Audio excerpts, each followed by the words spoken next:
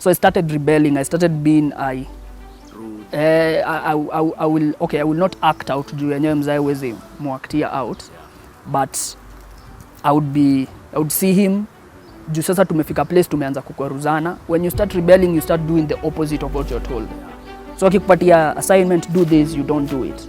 Akikam mnakwaruzana. So ilifika place yenye akikam inatoka. Dog said you having issues with your dad, and also you moving away from your previous school to your new school. Somebody was dating at that particular time. So walimtrack yeye juu ndio tulikuwa tunapo point of weakness, the person you love. Alisema ni defy, atulilala inje tena tukalai, mbele zako Mungu Baba mimi sijifai.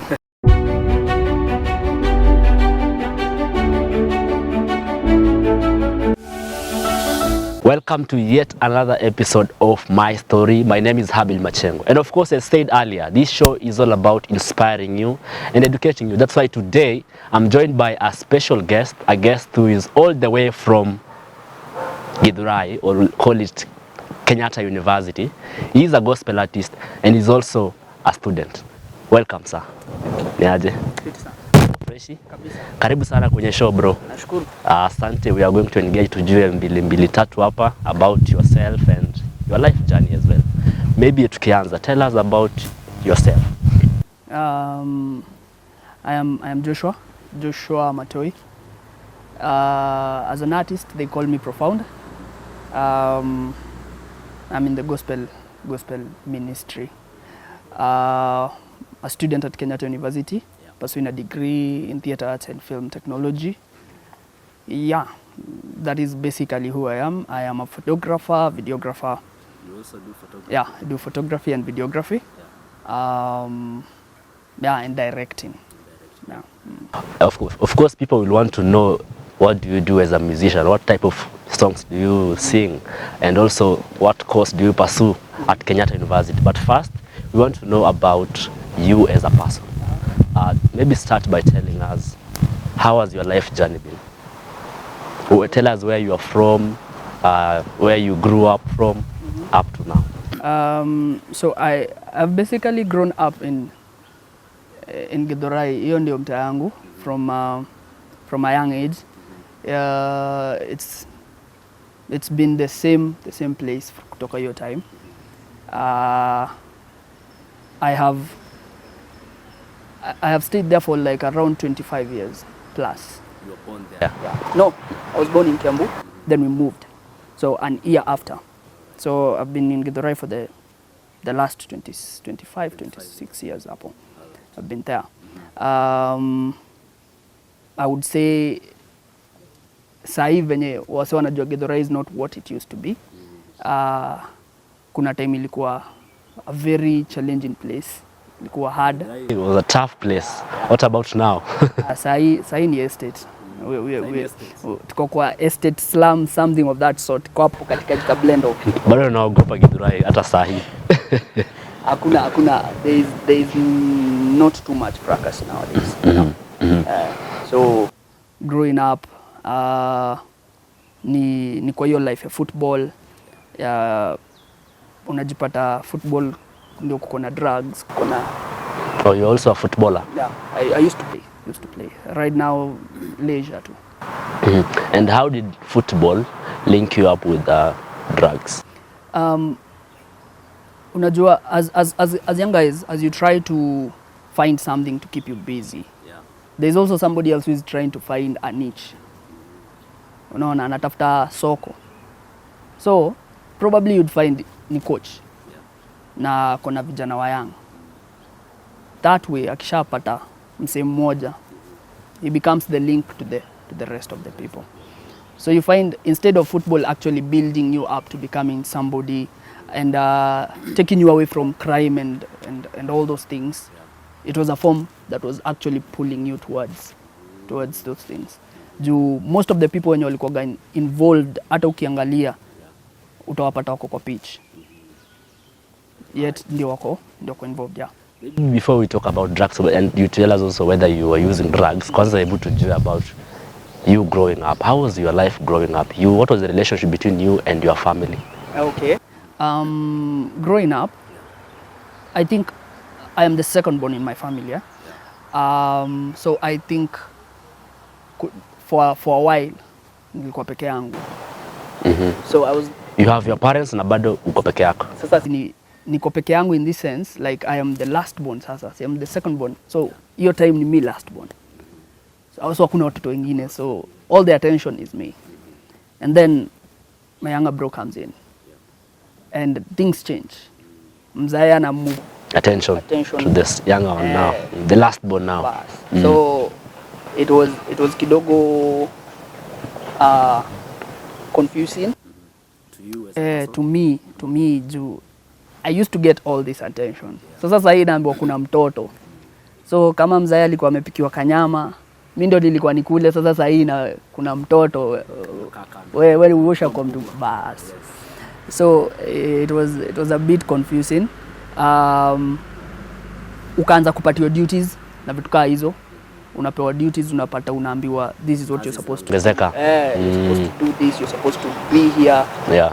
And hiyo ilikuwa stressful. Won't lie. It was stressful. Yeye amekaa, unajiuliza mbona mimi napatiwa job na yeye amekaa chini. And you don't understand why that is happening. So nilikuja kujipata on the wrong side. So tulikuwa tunapatana na my mom, tulikuwa sawa. My mom ni soft. She is not that loving. Hana vita. She's the kind of a person who would like take ages. I think amenichapa mara moja maisha yangu yote. Yeah, but now my dad is a disciplinarian. Okay, he doesn't beat to kill. He beats to discipline.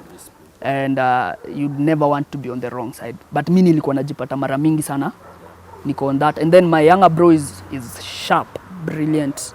Okay, it's not that I'm not sharp, but sasa tukiekanishwa na yeye kuna kuwa na difference kubwa sana hapo katikati. He was bright. So that is also something that overshadowed me. Nikaanza kufeel si fit in. You see, school life pia ilikuwa imeanza kukua kidogo, inakuwa stress. Nishaanza kucomplain nataka kutolewa hii shule nipelekwe shule nyingine. Wale wase wenye tumesoma nao wametoka public school wamepelekwa private. So I'm like hapana hata mimi sitaki. The pressure.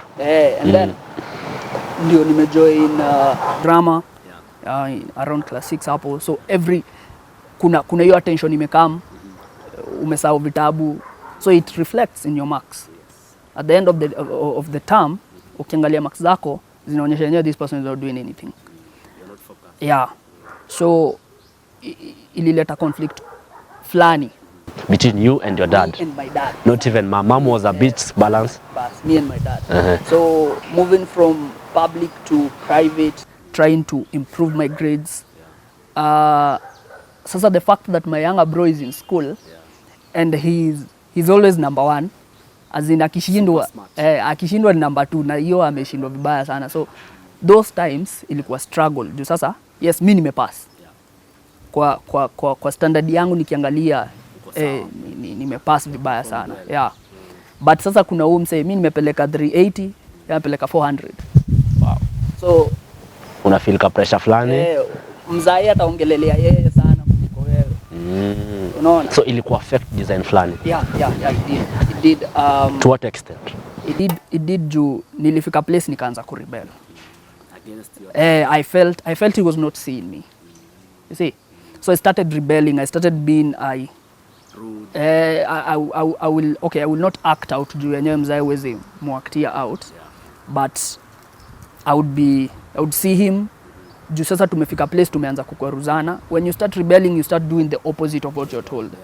So akikupatia assignment, do this, you don't do it. Akikam mnakwaruzana. So ilifika place yenye akikam mimi natoka. Tunapitana hivyo, nikisikia ameingia ni time maybe saa 3 hapo I just go and sleep. You see, just trying to avoid that happened for a while. Nikijoin sasa high school. I think that is where it now became a monster. And he did not take me to school. Being busy and kupeleka shule like kusindikiza. When I'm joining high school. Yeah. My bro ndo alinipeleka na kazi. The bigger bro? Yeah. So my mom and my dad hawakunipeleka. So your dad was also aware that you were rebelling? I think he knew there was a change in character. He could look at me and just notice that this is not the same person I used to know. So your father also developed the hate? I don't think he developed the hate. Considering that hakukupeleka shule form 1. The fact that I tend to believe that he's busy searching or looking for something to give me. Unaona? He's busy working so that I can get school fees. You see? So he's trying to show me love, but instead of me actually kuona hiyo love yenye ananishow. Unaona tu anakuchukia. Mimi nataki umsee he doesn't have time for me. I'm like, if it was my younger bro, he would have created time. And that really did affect you. Your personal growth. Sasa now I'm getting to high school, and first of all, I don't even like the school that I've been called to. Not because it is a bad school, but simply because nishachoka. So, and he's not there. Nimepelekwa na bro yangu. Wase wengine na cousin. When you get to that place, when you look at other people, you see in them wamekuja familia yote. Hata kama walikuwa na so ulikuwa unajaribu kujicompare na the other form ones. To some extent it is human like to actually look at other people and ask yourself, kama umsee wanafanya hivi, you know, you have the same family structure, a father, a mother, a brother, and hawa wamekuja wote, what is so different about you? You see, so you get to ask yourself such kind of questions. And in the process of rebelling against your father, to be specific, and it really affected your life, your personal growth and everything, did you ever think of running away? I think hizo side za ku run away haijai kuwa kitu yangu. I've always wanted to remain in as much as You are rebelling. Yeah. I love the comfort of my people. I love my people around me. I am not the type of a person who would move kama sahi ati juu tumekosana na my dad, I move from Nairobi, I go to Mombasa and just stay there. No, I don't think I would do that. I like my people around because I know at the end of the day, family is all like that. Yeah. So I... All right. So at what time did you say now, let me change? It's not helping, you know. Rebelling against your dad, and your dad is still providing for you in the process of growing. At what time did you say it's not helping? Okay. Let me change my ways. I think the change was gradual. It is something that has taken me more than like 10 years to get to where I am right now, where I can take my phone and call my dad. It has been gradual, but I would say the process started when in 2012. I think 2012 I was kicked out of school, high school, and after being kicked out, kitu like around June, nilirudi shule the following year, let's say that. So the following year I went to another school. So my dad actually took the initiative to take me to school. Hiyo siku nilipelekwa na my dad and my mom. You see, so I got to experience a new thing. So this is how people feel. Yeah, I have my dad, I have my mom. Tuko hapo, nimekuwa signed in, nimepelekwa class. Yeah, and I could see them walk out. You see. So from that point, I started actually creating inaitwaje, a liking. And by the time nafika form 4, in that school walini welcome. First of all, they don't know who I am. They don't know my past. The only past they get to know is the one that I allow them to know. Yeah. You see, so I actually cultivated a new image for myself. So it gave you an opportunity to change. And teachers actually looked at me. Huko kwingine mwalimu akinicheki tu anajua this is trouble. Umse huyu atakuja kutusumbua, but after that I cultivated a new image. Teachers would see me and they would want me to speak on behalf of the school, speak on behalf of, you see. So getting to that space, also getting to have people, when there was one meeting we had, tukiwa form 4, when you enter form 4 and parents are called, and form 4 the students have to give their views on what they want, how they are going to perform and everything. And nilishow, I was the one who was called out to speak on behalf of the students. So I told the parents what we are planning to do, how we are planning to achieve what we want to achieve. Yeah. And I didn't know that my dad was in the meeting. No. Now, at this point, nimesha pata courage to speak. I can speak before people. I have confidence. I can articulate and just say what I feel is in my mind. You can express yourself. So my dad stands after nimeketi chini. Yeah. So kuna mzazi anataka kupeana feedback. My dad stands. Yeah. And I'm like, nikasikia sauti, I know that voice. Yeah. And he's not the type of a person to stand and say such kind of thing. So he stands and he says, that young man that has just finished speaking is my son. And kwa watoto wangu wote, the person who has disturbed me the most is you. Yeah, ni huyo. So I'm like, what? You know? And after the meeting, a teacher came, my discipline master at that particular time. Alikuja akamwambia, in this school, if there is anyone who is disciplined, ni huyo. I have never seen him in my office. And your dad is saying contrary of what the teachers know. Yeah. So he was like, okay, so this guy actually is going through a transition. There is a change that is happening. So it has been a journey until kitu like 2020. Sasa ndio nilikuja nikaanza ku also allowing myself to play. Yeah. Allowing myself to and speaking up, because some things, if you don't speak them up, then they don't get out of you. Yeah, they eat you from the inside. Yeah. Maybe when we were interacting during the pre-interview, me and you were telling me of a story about you having a dreadlocks and you having issues with your dad, and also you moving away from your previous school to your new school. What happened? So first of all, moving from high school I studied at Chania Boys. So I moved from Chania Boys to St. Luke's. I am the kind of a person I am small, body-wise na nini, but when it comes to influence, I can influence. Yeah, I can influence. So I was amongst the people who were approached. Any aje, we are planning to do a strike. Utatusaidia na mobilization. You see? I was in form 3. Yeah, form 3. So utatusaidia na mobilization. And I'm like, sini sawa, by there hata mimi nimechoka. Hatuwezi treatiwa hivyo venye tunatreatiwa. Then there was a pressure that was happening in 2012. Every school was just striking left, right and center. So kila mse walikuwa hapo hivyo wanataka kuenda home. And you was approached, you had a spirit of rebellion. Yeah, and there is that rebellion. So any person who looks like an authority, I'm just like, umse hakuna kitu ananishow. Kwanza, as long as ni male figure and I paint an image of my dad, and I'm like, we baki hapo. So I shut down. You see?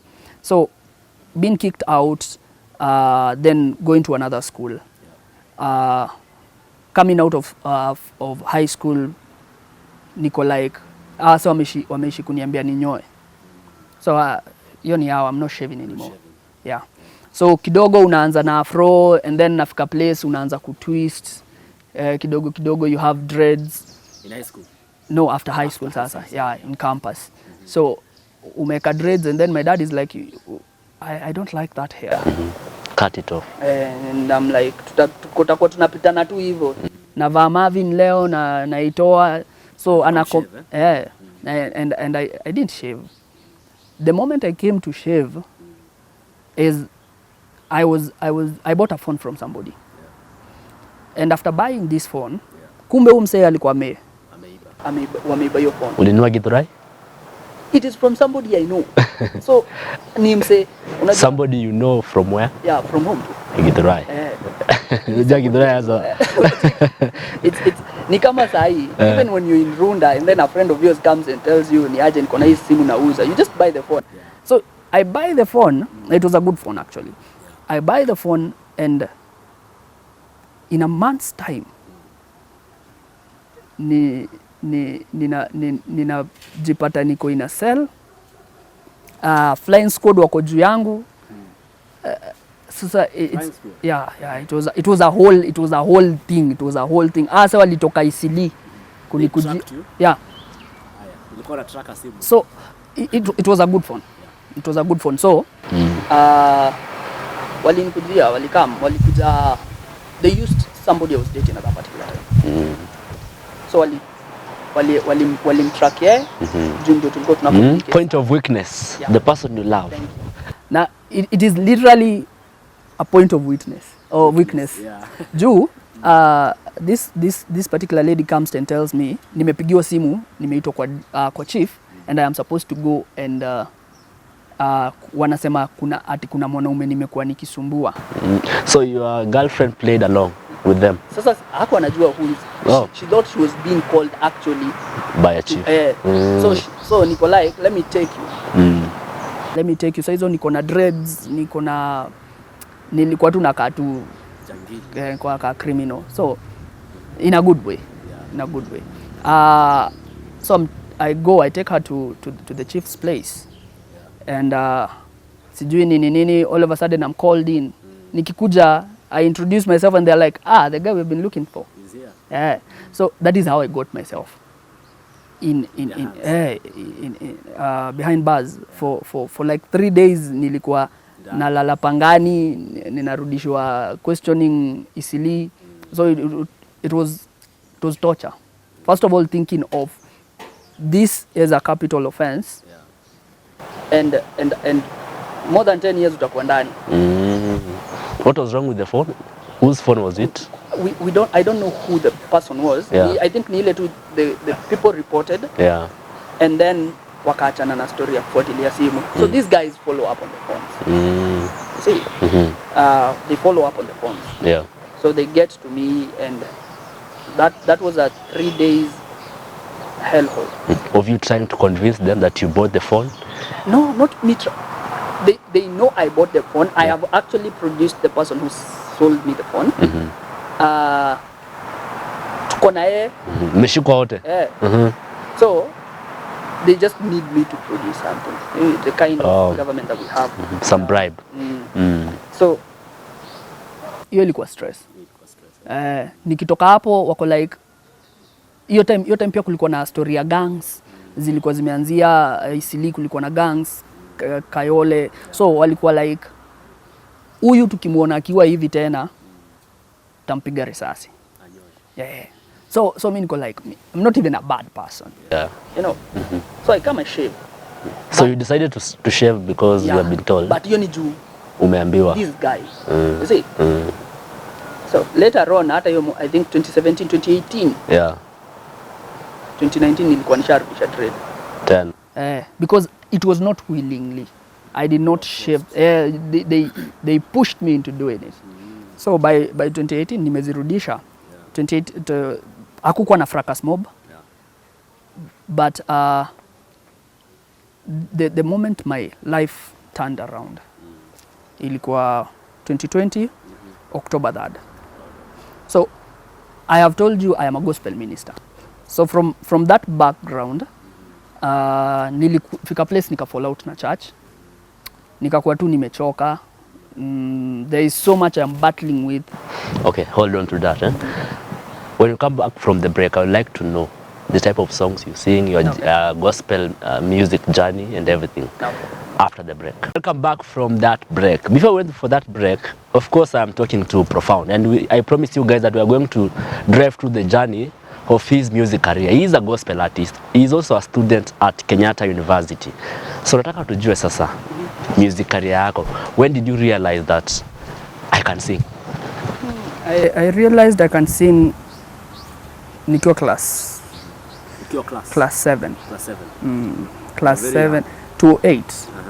To 8 is when I actually realized this is the thing that I can do. Juu kuna daro nilikuwa tukikuwa free ile time hakuna kitu mnafanya, wase wana release, wanaimba. Na ujue sasa mimi nilikuwa na fight courage, sikuwa na courage. Nilikuwa na fear nyingine mbaya sana, stage fright mbaya. yet nimetoka, I think pia kuingia kwa environment yenye wase niwe revu, so wanakudiminish kabisa juu nilikuwa nimetoka nilikuwa nimetoka place yenye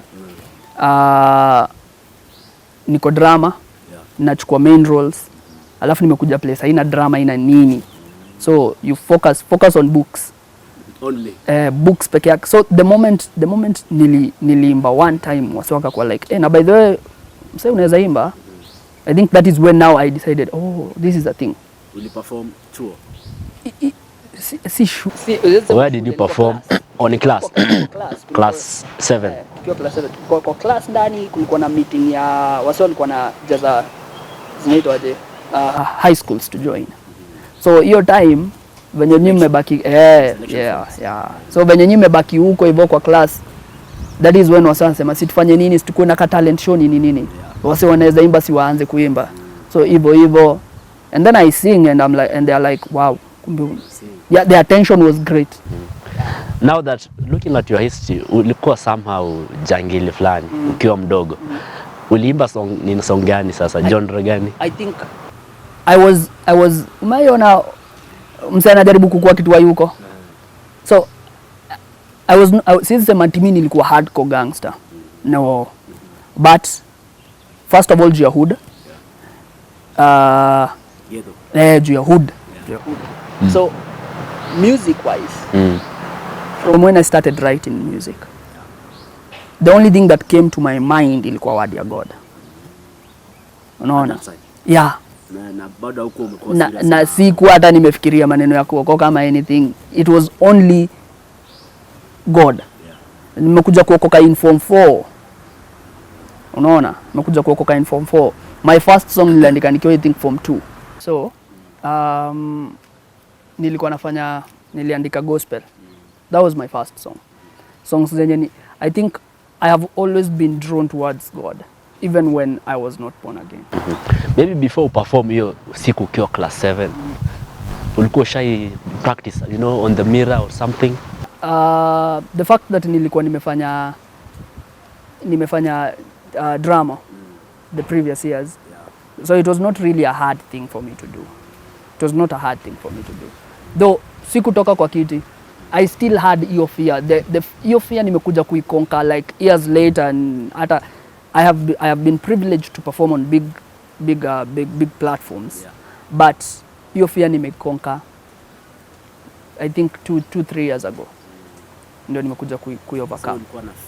There was nikishika hiyo mic, I am the only person who knew what is going on in me. Like nilikuwa ile design ya nimalize hii kitu nitoke hapa. Hapa una sweat. Yeah, and everything. Yeah. So yeah. So imekuja kuisha kitu 2021, 2022 hapo. Yeah. Of all the genre of music, we have secular, we have gospel, we have, you know, kuna hip hop, kuna nini. Mbona ulichagua gospel? I think we are all created with a purpose, for a reason and a purpose. And looking at my journey, looking at where I've come from and what God has done in my life, my question is, why not sing for Him? That is just the question that I ask myself. Why not sing for Him? Yet He has been there for me when I was like, there is a greater purpose. When nikiwa mdogo, now venye nilikuja kurealize why it is that even when I was not born again nilikuwa naandika gospel. Nikiwa mdogo, recently my mom told me when I was young, I was the type of a person who woke up, went to church. Ningeacha breko niende church kwanza. And I was the type of a person who would tell her when I grow up I want to be a minister. Minister, you mean minister for the word of God, not minister CS. I want to be a full-time minister of the word of God. Yeah. So now that came to hit me later on, and like, oh, that explains why my drawing was towards God, even though I tried to rebel. Na unaona rebellion yangu ilikuwa kwa physical father na spiritual. You see? So even though the devil was trying to make you a rebellious person, from the word go, you were also always a God person. There was something that was drawing me towards that side. So I was ule mse mwenye ungenipata na watu wabaya kabisa, like these are bad people. Wale wase wenye watapigwa risasi, these are the kind of people you'd find me with. Yet you'd never find me in trouble unless sasa ile yenyewe hii ulipatwa red hand. I was that kind of a person. Yeah. Still on your career of music, nini ilikuinspire? So kuna watu wana-inspire na challenges, kuna watu wana-inspire na many things. What inspired you as a person? I tend to believe as I was starting nilikuwa na look at music was lucrative at that particular time. Ilikuwa na do. Gospel ilikuwa na do 2013 2012 hapo, it really had money. So nilikuwa like this is what I want to do. Hata nilikuwa like when I joined campus, this is what I want to do. Nataka kufanya music. So kwanza ilikuwa na do, then ulikuwa unacheki wase wana make it, si wase ati wako na influence ama nini, ni wase tu vijana wakina Bahati ndio wame come up Willy Paul from nowhere, and then these guys are just big names. That was the first. So mimi nimekuwa na breaks, nimekuwa na music breaks zingine deadly sana. I would stay like a year without even doing music or anything. So the first time nimeingia juu ya that, nimetoka. The second time now I'm battling things. I am in a state of kidogo nimeingia depression. I am not seeing my life moving on, going anywhere. So I just decided, unajua hata hii muziki by the way ni mimi natumia do mingi hata kushinda. Then I was signed in a production inaitwa Alka Productions. Yeah. So ulikuwa unaproduce everything. Produce kila kitu, kufanya videos. Yeah. But sasa shida ni your rates. Yeah, produce. It would take a whole year to produce for me, and that was stressful. But it took a lot of energy and money. Yeah, I'm not spending as much, but my manager at that particular time would just wake up and tell me, you know what, tuna shoot next week. From so nowhere. Tutafutie like 5 days. So uko like wow. Watoa wapi? Mimi is today. Next week unataka niwatole wapi 5 days? You see? So that drained me. But sasa sai as I'm getting back to the music scene, I think what is inspiring me or what pushes me towards singing is I look back at where God has brought me from. I look at what God has done in my life. I look at the kind of a person I am today and the person I was, the testimonies that people give about me. Those are the things that actually make me, you know, kuna vitu zenye unakaa hivi unajiuliza, unajishuku hadi uko like, is this really me? So when you hear people say, actually say I'm a change, it hits you that, by the way, this is not acting.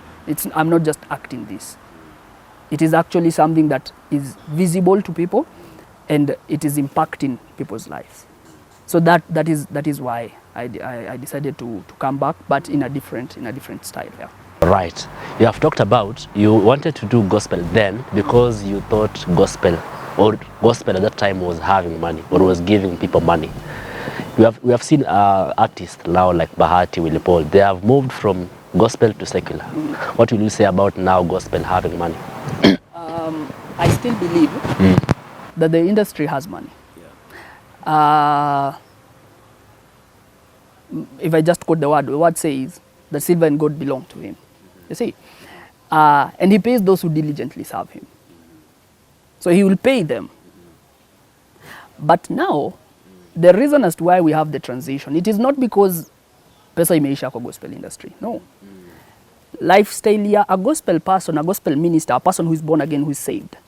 And the lifestyle ya mtu wako kwa secular. You know, when you get into the gospel industry, there is a lot of influence that comes with it.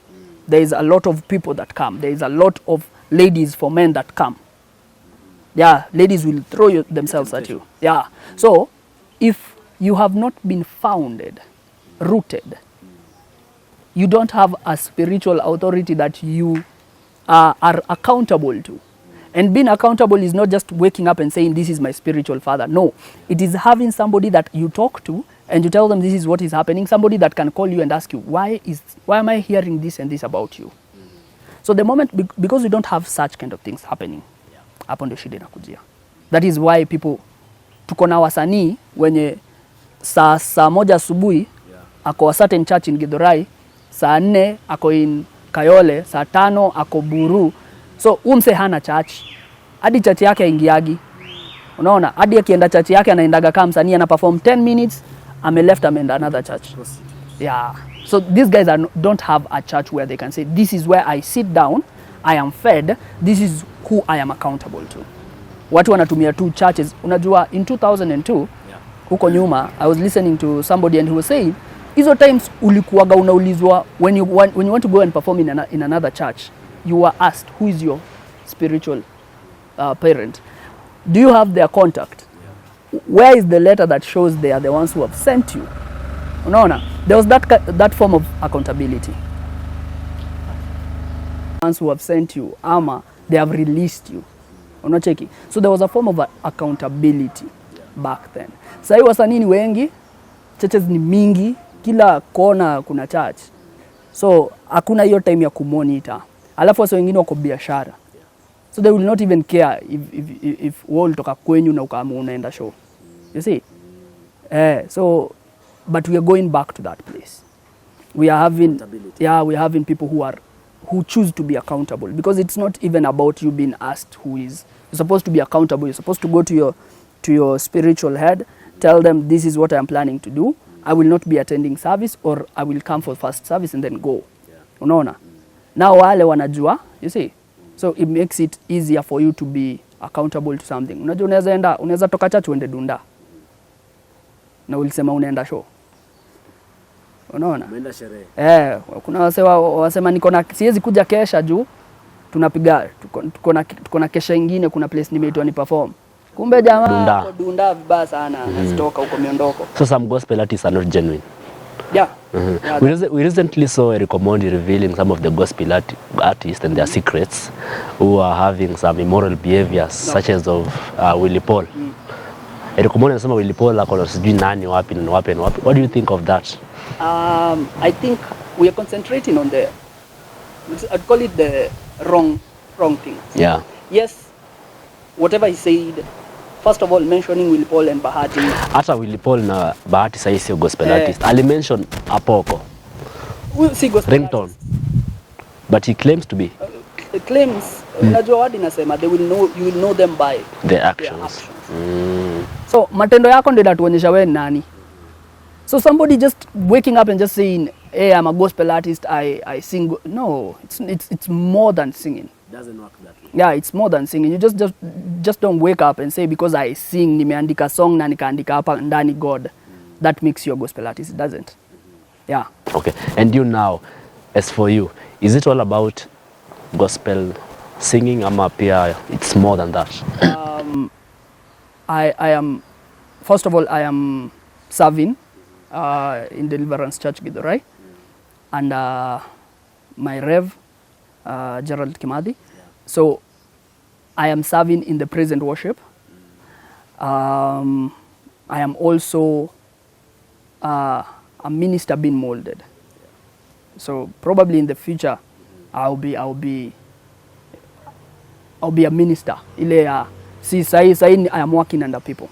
If I'm given an opportunity to stand probation hivi. Ni bado ni mchanga. Yeah, but I'm being molded because that is where my calling is. Been called to minister.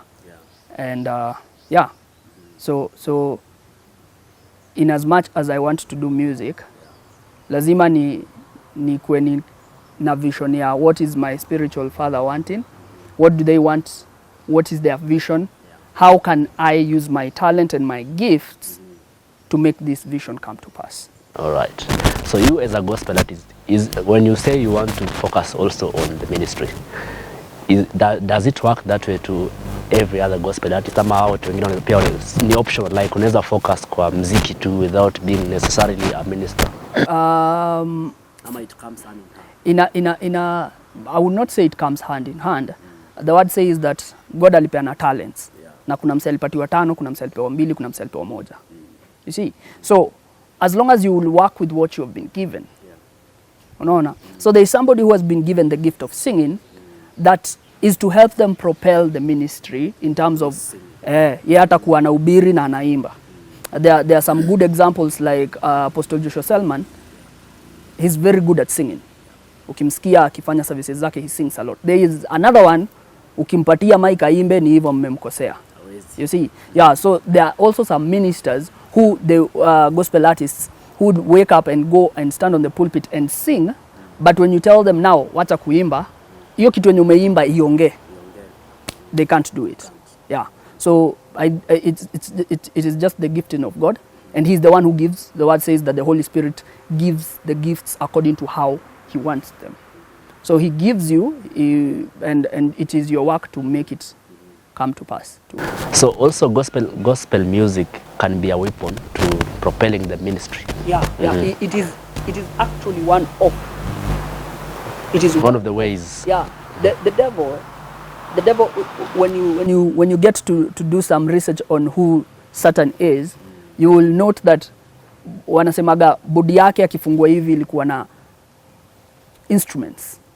You see, many instruments, na alikuwa na make music akiwa peke yake. So in heaven, you can imagine this person was ministering to God in music by just opening his wings, and the whole place was full of music, and it was good music. Not okay. Now he's drawn to the world, and he has to use the music sasa. That is why music is, that is why music is influential. That is why music is a language that is so spiritual. Music can get you depressed in a second. Very true. Yeah, and it can motivate you so it can speak, and that is why we use music. Ndio maana unapata churches ziko na praise and worship. At times you will find people are just singing and they break into prayer. Yeah, so music is so powerful in ministry, though it is not the main. Yeah. I will still use an example of Eric Omondi. Eric Omondi recently said that gospel artists wamelala. What do you say about that? Looking at Kenya, na inalingana anaangalia gospel artist wa gani. Akiangalia Bahati, akiangalia Willy Paul, akiangalia Apoko na vijana wengine hapo. Alimention pia Masika. Achana na Kenya Eric Willy Paul. I am looking at somebody like Babete. Good luck. This guy is doing good music. Good gospel music. Mature. Eunice Njeri is doing some very good music. You see, Lady JB is doing good music. JD, she's doing good music. There are people who are doing good music. Sai unaangalia Masika na probably amefika ile place yenye God amemwambia sit back. Let me refill you. It's not about, the gospel industry doesn't work like the secular industry. Hapa hivi si story ya just going out and writing music and writing, and God has to direct your steps. So there are people who are doing, na ndio maana unacheki sasa we are moving from the urban type of music where we are just doing videos zenye ni flashy na everything na, and we are going back to doing live performances that take probably 2 hours, 3 hours. Content. Yeah, that leads people. You move from singing to worship. You move to a place where you can pray. You move to a place where God can actually manifest himself and heal people and change people's life and get people saved. So it's not all about just producing. It is not. We should get to a place. Okay, I don't refute the fact that music, I will use money to produce it. I will do a lot of things to spend, but we need to move from that space of I am doing this so that I can get money. Yeah. Because you now eliminate the fact that I am doing this to worship God. Unaona? And you are worshiping the money that you want to get out. It's the money that you are looking at, not necessarily the ministry. Yeah. And you now as a person, I know you have had a journey in the gospel industry. What do you aim to achieve as far as the gospel music is concerned? My aim is to, and my prayer is to bring a new sound, a new sound that leads people to worship. It's all about people worshiping. I think if people brought me a bucket of money, waziweke hapo hivyo, and I am shown people bowing down and actually worshiping, and God is moving, I would choose the people, because that is what I have been called to do. God has gifted me in other ways. He has given me hands, he has given me legs. I can look for money in other ways. But if I do my music and it blesses people, and in return God decides I want to give you this, then well and good, I am happy. All right. And you now, how many songs have you produced so far? Right now I have around, I had around 6 songs. 6 songs, huh? Zingine zilizama na director, the struggles of alipoteza. Toa channel yake kwa YouTube. There were some feuds between you and him? Ama whatever? Okay. Nile yenye you're young in music, you're just coming into the industry, and this person anakufanya ile kitu. Unaona? Conflict ilikujia wapi?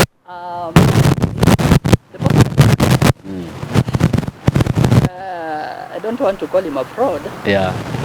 But that is what he did. He's the type of a person mwenye anachenchigi majina.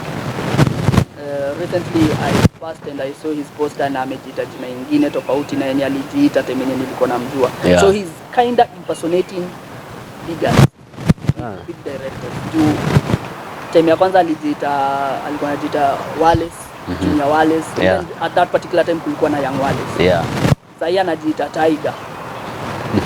So na kulikuwa na Tiger. So because you don't know the director, Tiger, directors are kuagi na social media that wamejipost nini.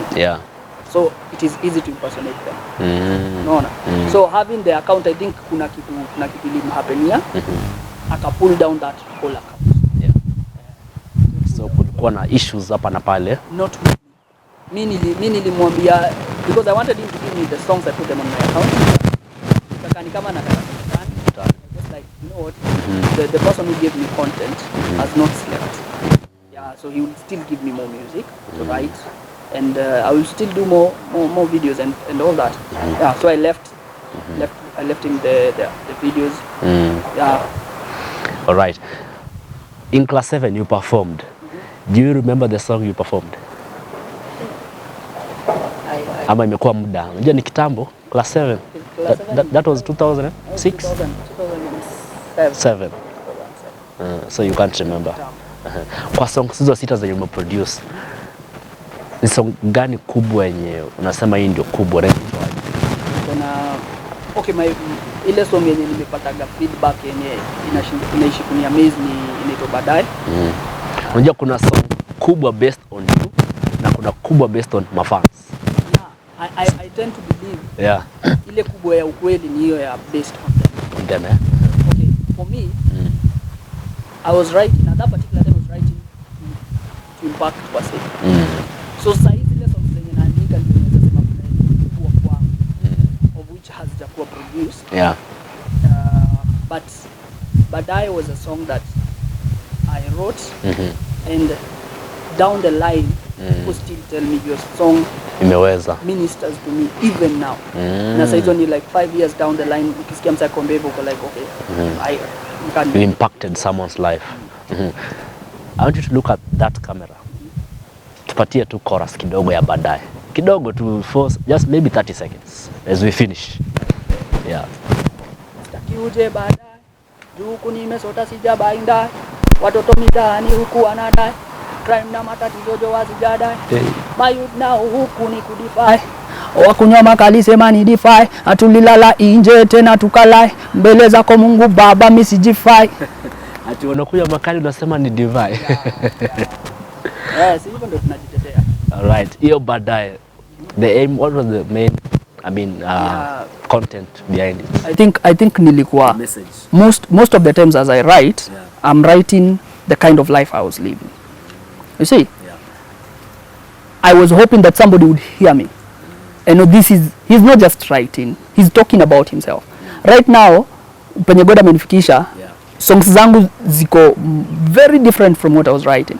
Juu sahi niko kwa space ya worship, space ya ku exalt God, kusema hakuna msemo mwingine kama yeye.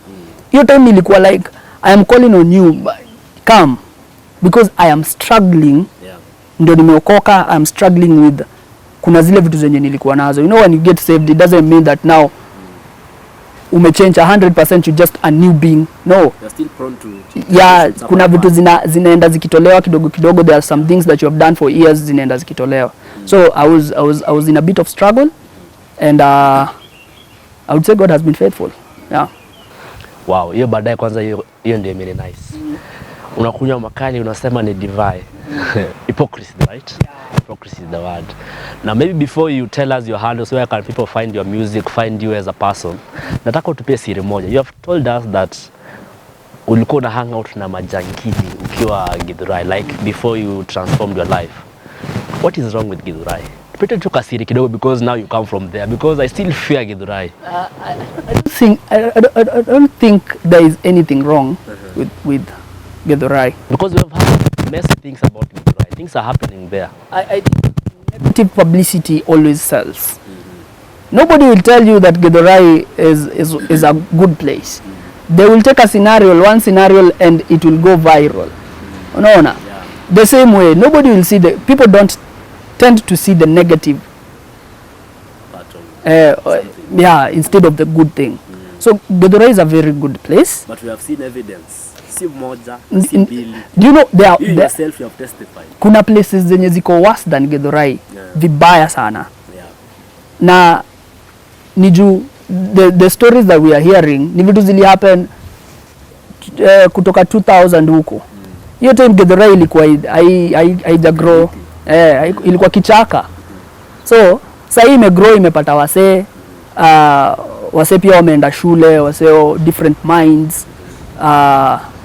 So there is a lot of transformation in that place. It's a peaceful place. Life ni cheap. Yeah, na hakuna mse atakuuliza. Saa ingine pia the fact that wewe ushaogopa. Nikaa tu mse akitoka ushagoa naambia gosiende Nairobi. Nairobi ni kubaya. Na Nairobi haina shida. Ni juu sasa wewe ushafika hapo hivyo ushajua nitaibiwa. Yeah. And people deal with you properly. Yeah. Give us your final remarks. Alafu tupatie handles zako sasa. I think what I would insist on is there is fun in salvation, there is love in salvation. Yeah. There is all that people think is not there in salvation. If only you give your life to Christ. Yeah. I am a testimony. The things that I thought I could not do, abstain, stay away from alcohol and whatever, ni vitu nimeweza kufanya because it was not by power or by might. God is the one who helped me. So salvation ni poa. Na kuna fun kwa salvation. Yeah, we enjoy ourselves, we have fun, and we are bold, and we are go-getters. Yeah. So your handles. My handles ni on IG. I am ni Profound Joshua. Yeah. J Profound. Instagram. Yeah, J Profound Matoi 002. On TikTok unaweza nipata at Daily Bread 004. Yeah. Daily Bread _004. On Facebook, Profound Joshua. Yeah, Profound Joshua. So yeah, those are my handles. YouTube. Twitter, Profound Kenya. YouTube, you can find me at Profound Joshua here. Yeah. When are you releasing a new music? I think in the next few weeks, like three weeks. Yeah, we're working on a video. So in the next 3 weeks, we'll be doing a video. Then we'll be silent probably to the end of the year. Working on an album. Yeah. Well, thank you so much for coming. Thank you. You're an inspiration. Well, you have heard that story from Profound here, the transformation of his life, you know, from the gangster life to now salvation. He is saved. He is a gospel artist. He is serious about the ministry. He is serious about God's business. Go follow him. He is a musician as well. Go listen to his music and get inspired. Not just inspired, go also and get the message and get something that is going to change your life. Well, without further ado, we have come to the end of the show today. Stick with us for the next week's coming show. Thank you so much. I've been your host, Habil Machengo. See you again next week.